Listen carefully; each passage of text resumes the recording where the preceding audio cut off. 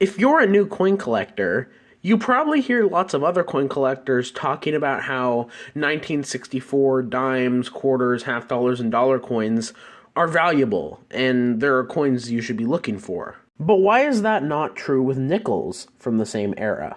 And yes, I know this coin is not from the same era, but let me explain something. And I know this is pretty rookie knowledge, but all coin collectors know that 1964 dimes, quarters, half dollars, and dollar coins are special because they were made with 90% silver. And this is true with coins before 1964 also. But there are two main reasons why people don't really pay nearly as much attention to the 1964 nickels as they do the dimes, quarters, half dollars, and dollar coins. The main reason is obviously the composition. By the 1960s, they didn't make nickels out of silver. In fact, there was only a brief period during World War II where the United States actually made nickels with a little bit of silver. But by the 1960s, they weren't doing that. So the composition is one reason. The other reason is mintage figures. Now, here's just, a couple examples of some mintages in the 1950s. There were a few very low minted coins, like the 1950D, 1951S.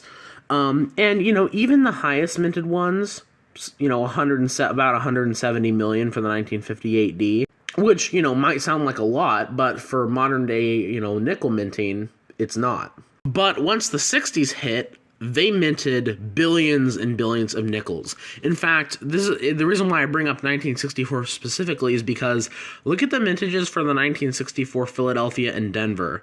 There were almost 3 billion total 1964 nickels that were minted from both mints. Obviously, the main reason why coin collectors don't really care about 1960s nickels, unless they're in really good shape or they're a proof coin, is obviously the composition, but also the mintages. And it's kind of an interesting situation because in the 1960s, nickels were kind of like the odd ones out. People pull out pennies in the 1960s and in 1964 because they're made out of 95% copper. And while the return on those isn't insane, it's still a more valuable metal.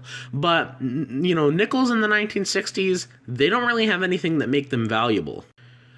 Pennies and dimes and quarters and half dollars do, at least because they're made with a different metal. And even by the 1950s and pennies, they were still making them in high mintages. So people kept collecting them into the 60s. So that's why coin collectors aren't really focused on pulling these coins out, even though they're from the same era as other denominations that they would pull out.